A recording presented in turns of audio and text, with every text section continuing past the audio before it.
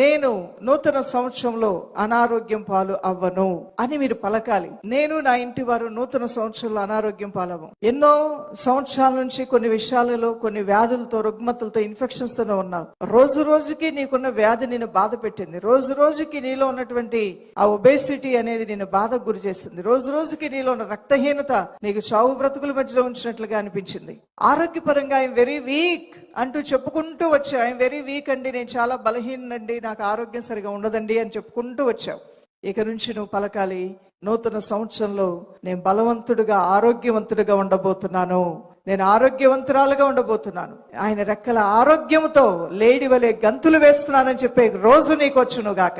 ఈ రోజు మీలో కొంతమంది ఎన్నో మెడిసిన్స్ వాడారు, కానీ గర్భం తెరవబడలా. నమ్మండి, వచ్చే సంవత్సరం గర్భము ధరించేంత ఆరోగ్యాన్ని నా దేవుడు నా దేహానికి ఇవ్వబోతున్నాడు. దేవుడు కృప నాకు తోడుగా ఉంటుందని మీరు అనుకోండి దైవజనమా.